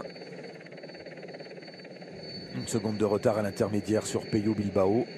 Et puis, il est en forme. Et puis, on le rappelle, on l'avait déjà dit, hein, il a terminé 2e au sommet de la Colmiane. Hein, il y a 2 ans ou 3 ans de ça, sur Paris-Nice. Donc, voilà, l'étape de samedi, l'étape la plus difficile, ne lui fait pas peur. Et il est capable, à la condition qui est la sienne aujourd'hui, d'être avec les meilleurs. Nibali qui va bientôt passer au point intermédiaire. Alors que Rudy Mollard en termine à l'instant avec 50 secondes de retard sur le leader. Il aura calqué sa course sur celle de Thibaut Pinot. Ce coureur venu du Danemark de 25 ans, originaire de Randers, Mats Schmidt. Les retours sous la rampe de lancement avec le départ de Mats Schmidt, le coureur danois de la formation Israel Startup Nation. Alors ce n'est pas le plus connu des coureurs danois, mais en tout cas il occupe une très belle place au classement général. Mats Schmidt, puisqu'il est 4e du général. Nibali qui perd du temps. Hein. Oui.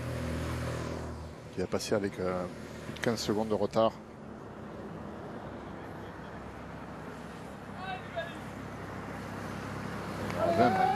Oui, plus de 20 secondes. 22 secondes de retard pour Vincenzo Nibali. C'est beaucoup. C'est beaucoup. c'est beaucoup. Il est derrière Thibaut Pinot, par exemple, à ce pointage intermédiaire.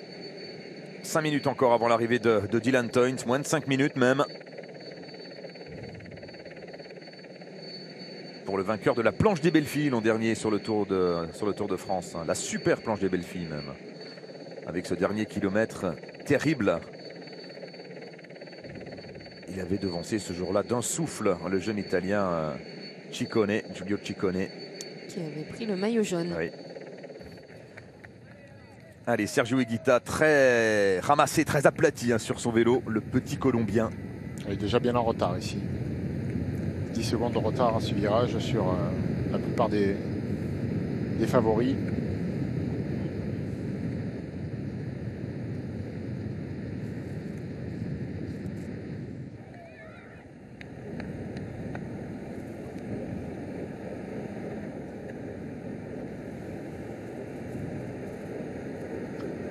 Sur la détermination chez Nibali, mais il n'y a pas l'efficacité qu'il voudrait.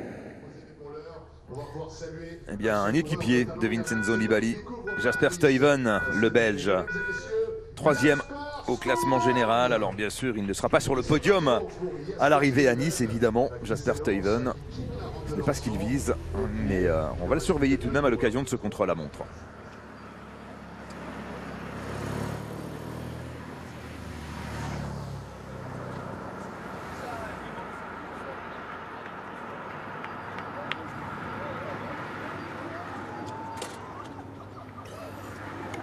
Super chrono là de Felix Gross-Schartner. Pour la formation Bora Hansgrohe, le coureur autrichien. Ah, parce qu'on peut jouer sur plusieurs tableaux. Pour l'instant, on a Maximilian Schachmann en jaune. On sait que parfois, peut-être la Colmiane, ça risque d'être un peu difficile. Et bien, on a Gross-Schartner qui pourrait peut-être tenir la barre en cas où. Mais en tout cas, un temps intermédiaire remarquable pour Felix Gross-Schartner, à 5 secondes seulement de Pello Bilbao.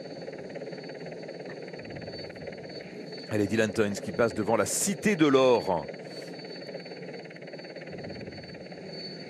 Ce bâtiment en forme pyramidale.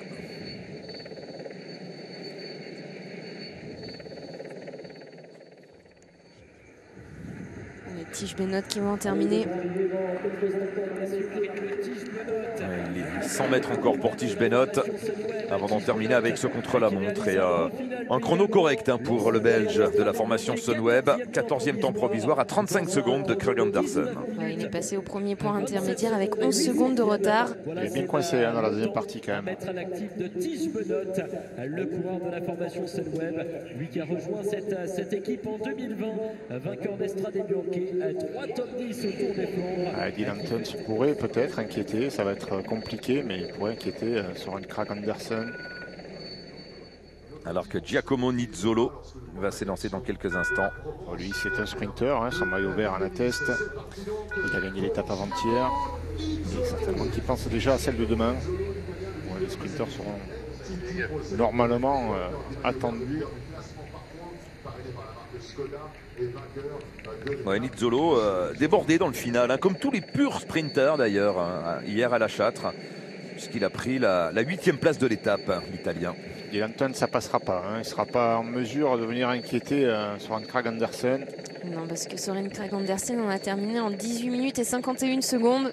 Il est passé sous la flamme rouge déjà à 18 minutes et 20 secondes. Donc c'est pas possible évidemment de terminer ce contre-la-montre en prenant le meilleur temps.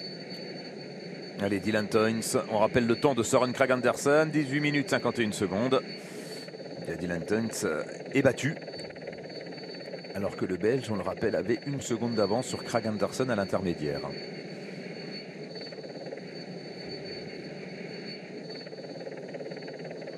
C'est bien parti pour la victoire d'étape pour Kragh Andersen.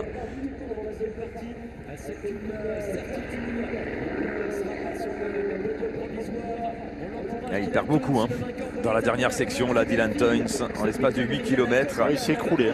Oui. Il lâche plus de 30 secondes à Søren Kragh Andersen. Il a perdu 34 secondes exactement, c'est beaucoup. Il est dur à gérer ce chrono avec les difficultés en première partie. Si on se met dans le rouge, derrière on ne peut pas récupérer. Avec la ligne droite, certes c'est plat, mais avec le vent de face, on peut vite s'écrouler.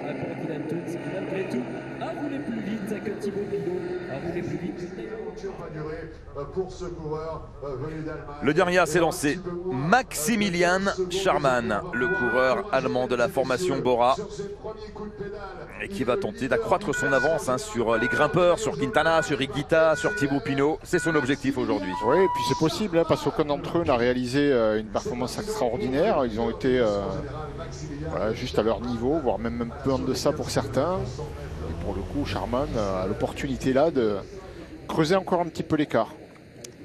Lui qui a déjà effectué un chrono cette année autour d'Algarve, un chrono de 20 km où il avait pris la 4e place, un chrono remporté par Remco Evenepoel. Oui, et puis il y avait du beau monde en plus ce chrono. Rohan Dennis terminé 2e, Stefan Küng 3e. Donc ce sera, compte tenu de sa position générale et de sa condition physique, ce sera un coureur à prendre en considération aujourd'hui pour la victoire d'étape. Hein. Oh oui, Maximilian Scharmann. L'an dernier, il avait remporté un chrono vallonné au Tour du Pays Basque sur la distance de 11 km. Ouais, il avait remporté 3 étapes, non? Il avait gagné 3 étapes, exactement. Impressionnant. Et lors de ce chrono, au Pays Basque, il avait devancé tout de même des garçons comme Mischa Katkowski, comme Julien Alaphilippe, comme Adam Yates, comme Yoni Zagir ou encore Geraint Thomas. Il est capable, Maximilian Scharmann, de signer un top 3 aujourd'hui et donc de renforcer son maillot jaune de leader de Paris-Nice. Vincenzo Nibali à 2 km de l'arrivée, l'Italien.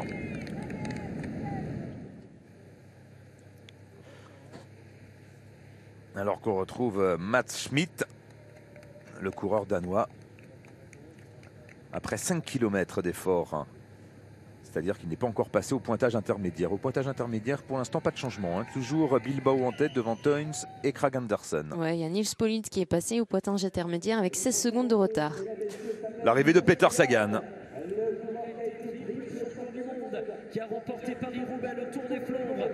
Peter Sagan à l'arrivée, plus d'1 minute de retard pour le Slovaque sur Søren Kragh Andersen. Exactement, septuple maillot vert. Le voici sur la ligne, le final pour Peter Sagan. Ligne d'arrivée pour le Slovaque à 20 minutes, 1 seconde et 84 centièmes. C'est le 39e temps provisoire pour Peter Sagan. Lui qui a connu sa première victoire chez les pros il y a 10 ans et un jour. C'était à l'occasion de l'étape d'Aurillac sur Paris. Allez, tous les coureurs se sont élancés avec Giacomo Nizzolo, le coureur italien. Alors qui depuis hier soir est leader du classement par points. Il s'est battu même pour l'avoir. Oui. Il était ex aequo avec Maximilian Scharmann. Il a été faire les points de bonification lorsqu'il le pouvait. Et puis 8e à l'arrivée. Hier, ça lui a donné quelques points supplémentaires. Résultat, Nizzolo donc est bien le leader du classement par points. Giacomo Nizzolo qui occupe, on le rappelle, la 2e place du général à 13 secondes de Maximilian Scharmann, le maillot jaune qu'on va retrouver dans quelques instants. Mais avant cela, on suit Sergio Higuita à l'intermédiaire.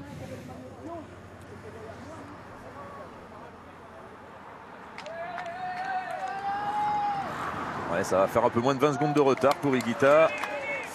19 secondes exactement, 19 secondes 87 centièmes de retard pour le Colombien. Dans les temps de Thibaut Pinot qui était passé avec 17 secondes de retard. Et l'arrivée de Vincenzo Nibali, l'Italien qui va perdre du temps aujourd'hui sur certains favoris de Paris-Nice. Ah, il perd du temps, mais c'est un sacré beau coureur quand même. Hein. Ah oui, bien sûr. Nibali, c'est la classe sur le vélo. Hein. Il va finir dans les temps de Nairo Quintana qui a 51 secondes de retard.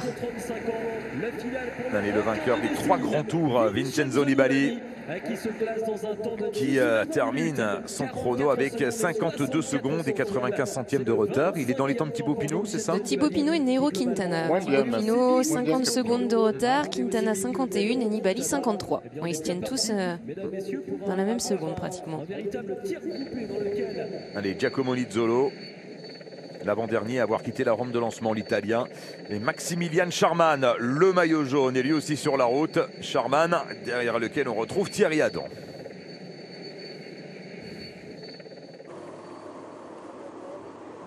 Oui, derrière le maillot jaune, pardon, on a un petit souci de son là depuis quelques instants, mais c'est pas grave.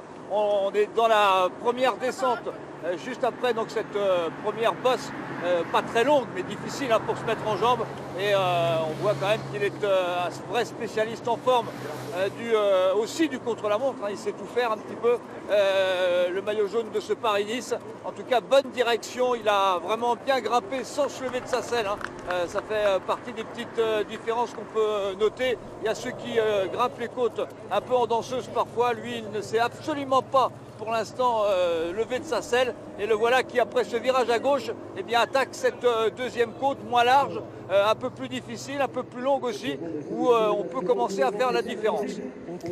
Pour le classement général, si on regarde ceux qui font la bonne opération, c'est Tige Benoît et Dylan Tuns qui ont pris une quinzaine de secondes sur Thibaut Pinot, Quintana et Nibali.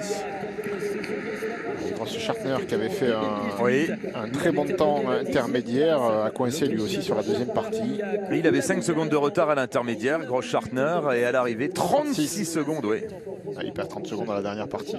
Oui, Marion, pardon, c'est vrai que ces deux garçons refont surface, j'ai envie de dire, mais on n'oublie pas qu'ils étaient devant lors de la première étape sur leurs conditions physiques du moment. Je pense qu'ils sont au-dessus des autres coureurs que vous avez cités. Simplement, ils ont perdu du temps sur des phases de course dans le vent où ils ont été piégés. Et donc, à la faveur du contre-la-montre, ils reviennent un tout petit peu. Allez, Scharman. Et c'est bien parti hein, pour la victoire d'étape pour Søren Kragh Andersen. Le coureur danois qui n'a plus gagné depuis, tenez-vous bien, sa victoire dans Paris-Tours il y a 2 ans, en octobre 2018. Et qui n'a jamais gagné de contre-la-montre d'ailleurs dans sa carrière, Søren Kragh Andersen. Il avait tout de même gagné un prologue, celui du Tour de l'Avenir en 2015.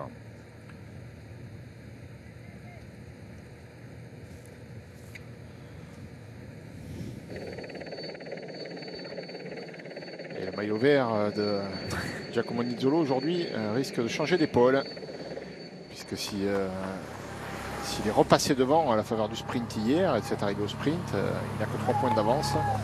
Il se pourrait bien que Massimilian Scharman aujourd'hui repasse devant. Il sera dans le jeu, dans les 15 premiers du contre-la-montre, ce qui ne sera pas forcément le cas de Nizzolo. Allez, Stuyven à l'intermédiaire, le vainqueur du Het Nieuwsblad. Première classique belge de la saison, c'était il y a 10 jours. Et bien Stuyven passe avec plus de 35 secondes de retard à l'intermédiaire. Allez, c'est lui qui nous intéresse essentiellement, Maximilian Scharman. L'Allemand, le porteur du maillot jaune.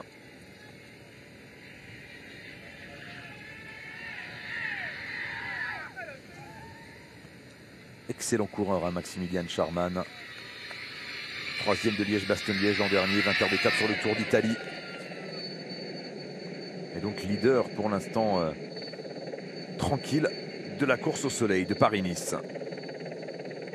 Et qui va rester leader a priori après ce contre-la-montre. Giacomo Nizzolo qui n'est pas encore passé à l'intermédiaire. C'est pour bientôt pour l'Italien.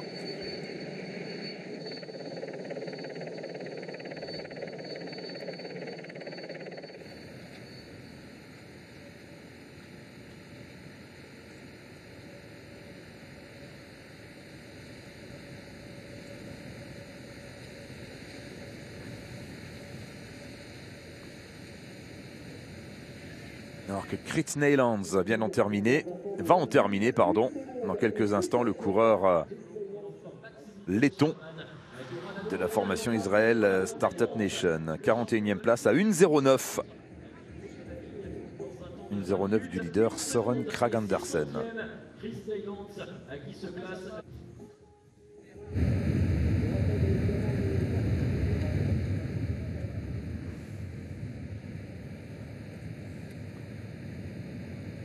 Stuyven qui en a terminé avec la 2e descente.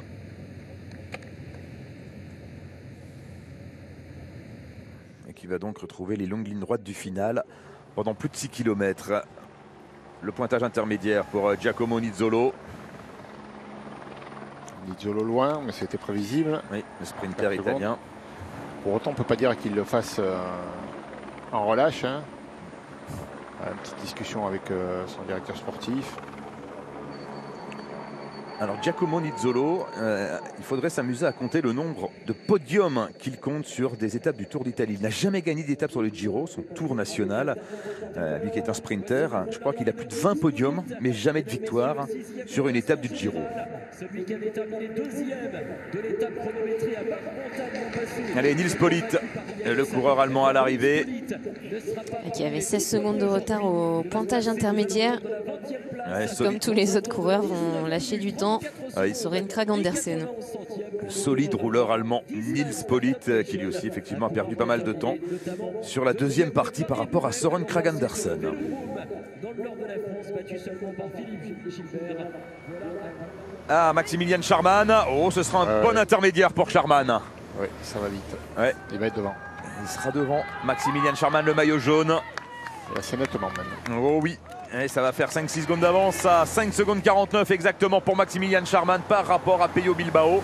Et évidemment, il y a un contre-la-montre, il y a un chrono, un chronomètre sur la route. Là. Il a aperçu le chrono, lui qui part en dernière position. Il sait qu'il est en tête, donc ça vous transcende à mi-parcours. Il sait qu'il défend son maillot et il peut même jouer une nouvelle victoire d'étape. Et oui, pourquoi pas. Bon, cela dit, ça va être compliqué quand même par rapport à Kragh Andersen parce que là, il n'a que 7 secondes d'avance. Enfin, il a quand même 7 secondes d'avance sur le coureur danois. Mais on sait que Kragh Andersen a fini très fort. Mais il fera une belle opération, quoi qu'il en soit. C'est sûr. Il fait mieux que défendre son maillot. Il est en train de creuser l'écart sur la plupart de ses adversaires. Direct au classement général. À mon avis, sur tous même, à l'arrivée. Sur tous, oui, évidemment. Sur les plus dangereux, surtout. Qui sont déjà loin, d'ailleurs, pour la plupart. Jasper Stuyven, le coureur belge, à 4 km de l'arrivée. Ouais, Scharmann, il va reléguer assez loin maintenant les grimpeurs. Des garçons comme Higuita, comme Nibali, comme Teuns, comme Pinot, comme Mollard. Il va y avoir de l'écart. Très belle opération, a priori, pour Maximilian Scharmann.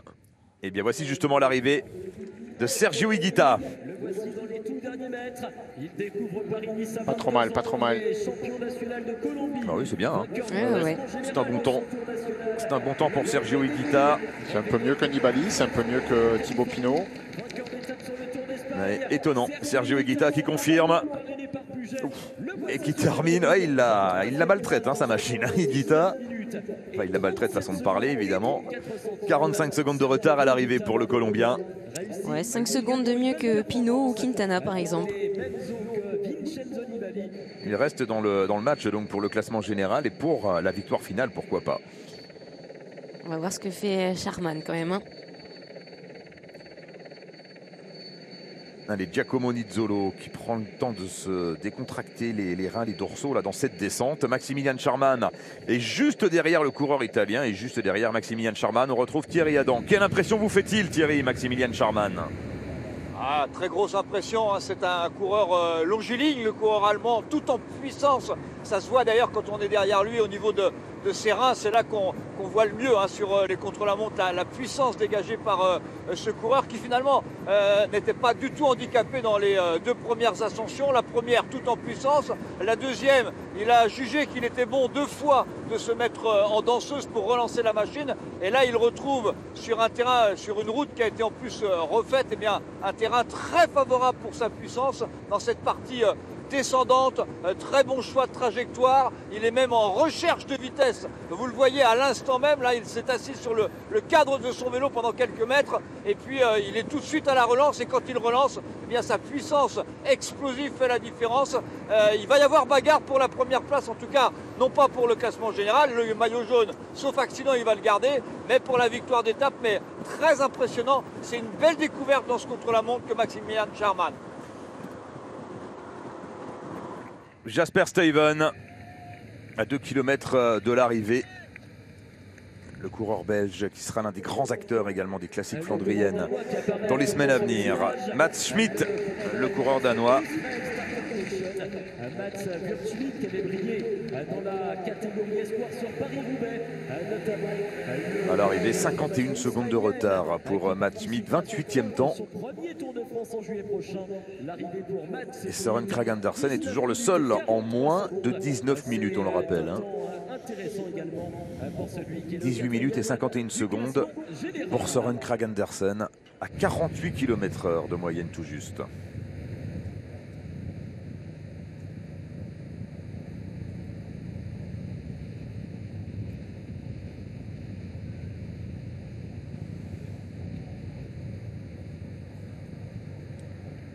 Stuyven dans le dernier kilomètre.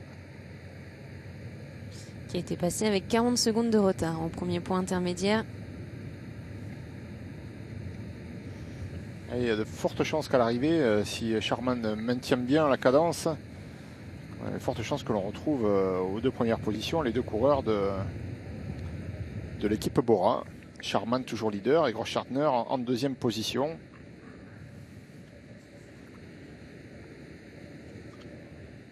Et avec Massimilian Sharman, peut-être, qui aura déjà pratiquement 1 minute d'avance, voire même plus. Et là, ça devient intéressant hein, pour Massimilian Sharman.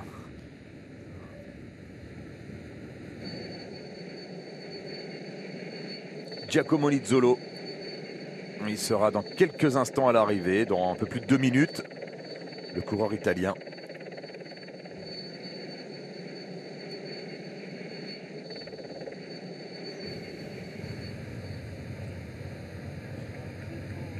Il n'y a plus que 3 coureurs hein, sur la route. Jasper Stuyven, Giacomo Nizzolo et Maximilian Sharman. Est-ce que Großschartner, effectivement, on ne l'oublie pas, mais il a fait un bon chrono également, l'Autrichien. Oui, à 36 secondes dans les temps de Benoît et Teuns. C'est ça. Et il est devancé au classement général. Großschartner était 8e à 31 secondes, tandis que Teuns et Benoît étaient 11e et 12e à 40 secondes. Großschartner qui occupe la 16e place pour l'instant à 36 secondes de Søren Kragh Andersen. Allez, l'arrivée de Jasper Stuyven, le Belge. Un peu plus d'1 minute de retard pour le vainqueur de Kuurne-Bruxelles-Kuurne il y a 3 ans et du Het Nieuwsblad cette année. La 45e place provisoire pour le coureur de l'équipe Trek Segafredo. On rappelle que dans allez, on n'attend plus que Giacomo Nizzolo et Maximilian Sharman.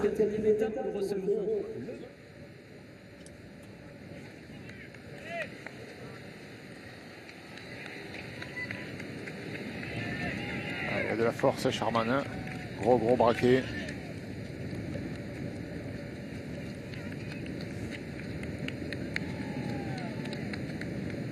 Sharman est en mesure de jouer hein, pour la victoire d'étape. Il lui reste à peine 2 km à parcourir et encore 2 minutes et 10 pour en terminer. Ouais. Il faut qu'il termine quasiment à 60 km/h. Ouais. On a vu que Stuyven était à 55 km/h là, dans cette grande ligne droite qui précède la flamme rouge. C'est possible.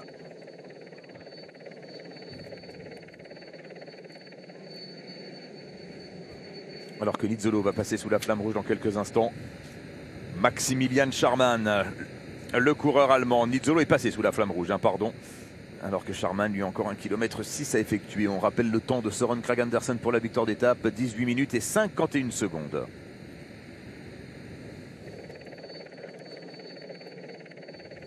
Allez, Giacomo Nizzolo à 500 mètres de l'arrivée. Coureur italien qui va concéder 1 minute environ à Søren Kragh Andersen. Ça veut dire qu'il a fait un bon chrono, hein, Nizzolo, tout de même.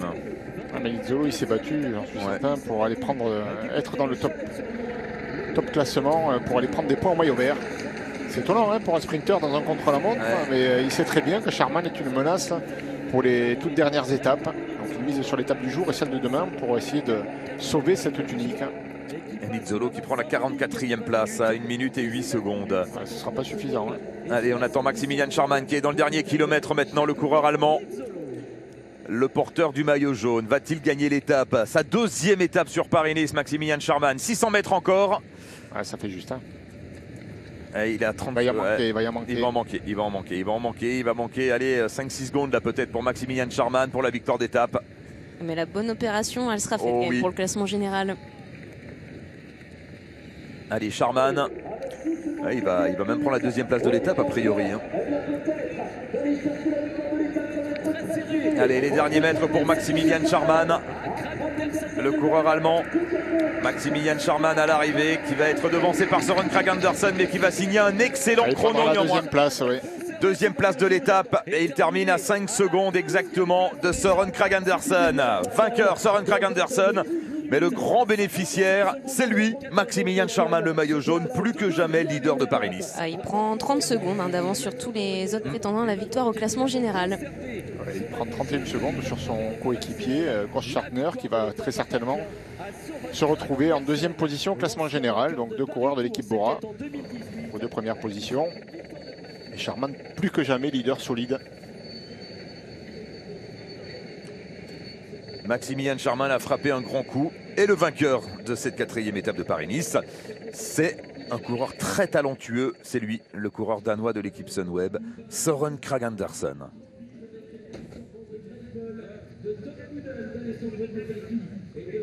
On s'en méfiait de Kragh Andersen, on rappelait son top 5 réalisé sur le chrono d'Espelette lors du Tour de France il y a 2 ans.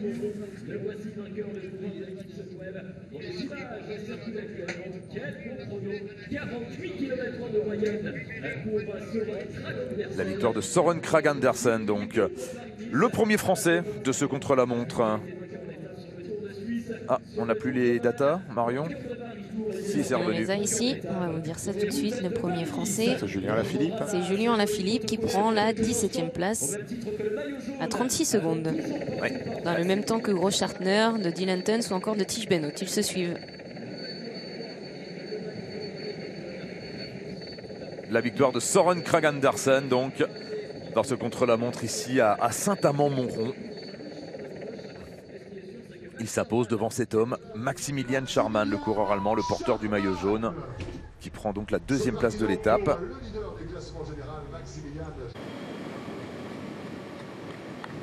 Et on attend bien sûr le classement général, mais qui ne va pas changer.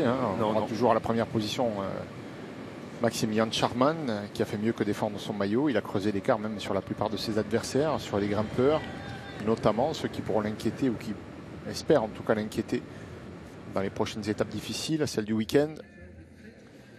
Mais il va se retrouver à l'issue de ce contre-la-montre dans une position plus que confortable, avec un écart supérieur à 1 minute sur son second et avec la plupart de ses rivaux repoussés à presque une 30 voire 2 minutes et davantage encore. Pour un Quintana, ça va être pratiquement 3 minutes de retard. Puis surtout, il a une sacrée équipe à ses côtés. Oui, c'est ce que j'allais dire, Marion, exactement. Il est bien armé. Grossschartner, Conrad, Sagan.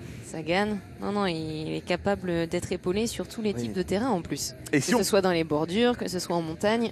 Et si on se projette sur la 2e partie de Paris-Nice, Marion, donc demain il y aura une étape à vallonner entre Ghana dans l'Allier et la côte Saint-André, vallonner mais sans excès, certains sprinteurs devraient passer a priori. Ensuite, vendredi, l'étape qui arrive à Apt, elle sera difficile, mais Scharmann, qui a terminé 3e de Liège-Bastogne-Liège, sera sur un terrain parfaitement à sa convenance. Il n'y a guère que l'étape de la Colmiane qui puisse lui poser problème.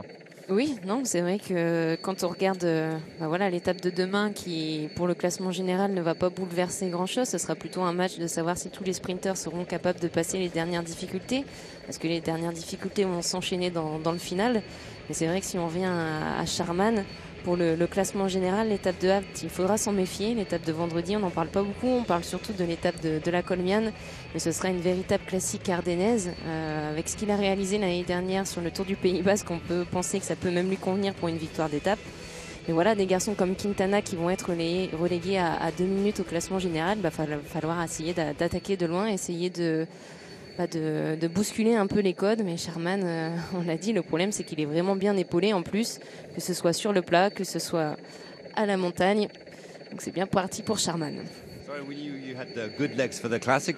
avez de bonnes jambes pour les classiques, mais aussi pour le contre-la-montre.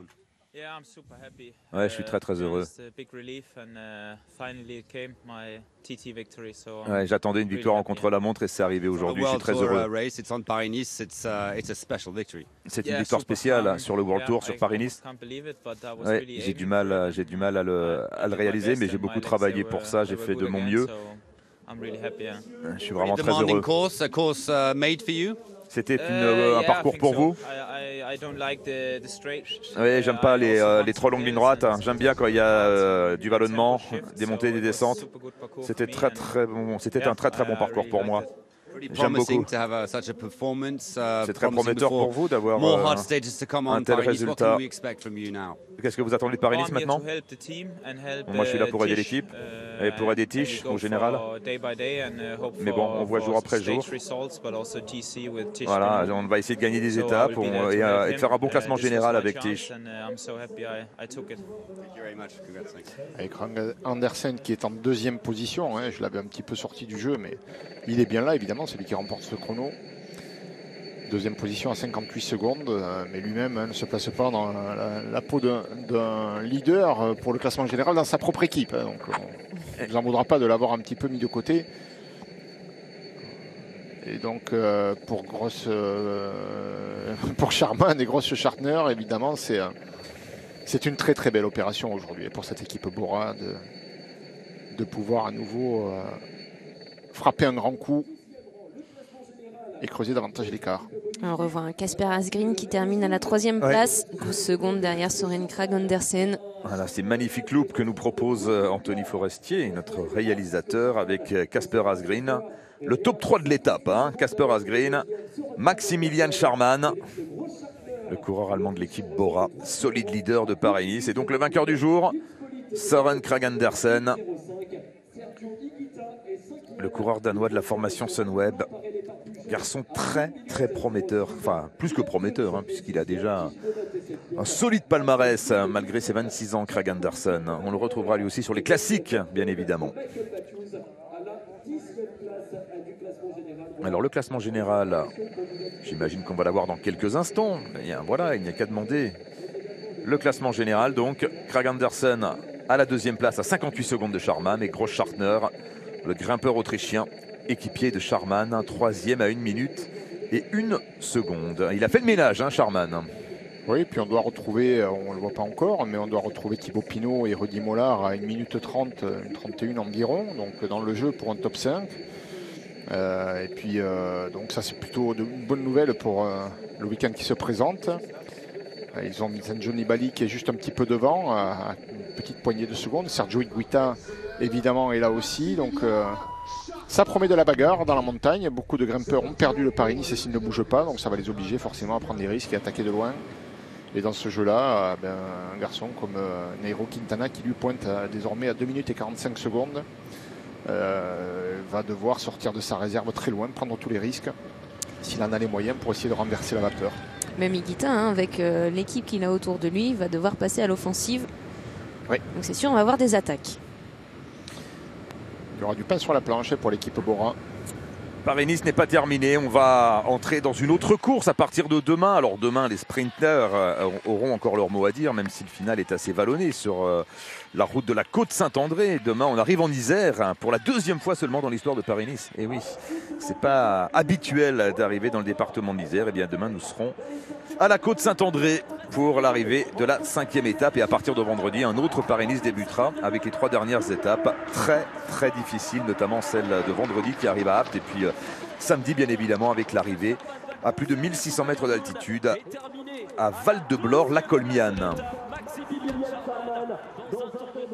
Voilà pour la suite du programme donc de ce Paris-Nice, en espérant bien sûr que tout se passe comme on le souhaite. Pour l'instant en tout cas, Paris-Nice trace sa route vaille que vaille. On était aujourd'hui à Saint-Amand-Montrond, la ville de Julien Alaphilippe pour ce contre-la-montre. Demain donc direction le département de l'Isère et la Côte Saint-André. Voilà les rendez-vous.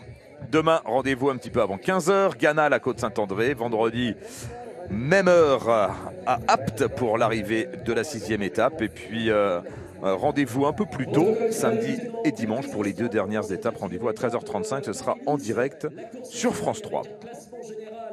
Donc un petit peu chamboulé, même si le maillot jaune reste sur les épaules de Maximilian Sharman. Au terme de ce 4e rendez-vous, la montagne sera... Ce contre-la-montre, on le disait, il promettait d'être difficile, d'être compliqué, et finalement il aura servi au plus fort à émerger, comme c'est souvent le cas. Et on a la confirmation que Maximilian Sharman est un leader solide, qu'il va falloir être rudement costaud pour le déloger maintenant. Les Français sont pas mal. Pinot, Mollard, Julien Alaphilippe. Donc on attend évidemment une grosse bagarre dans les dernières étapes. Allez, rendez-vous demain à partir donc de 14h55. Nous serons à la Côte-Saint-André pour l'arrivée de la 5e étape de Paris-Nice. Merci beaucoup de votre attention. À demain, 14h55 en direct sur France 3. Au revoir.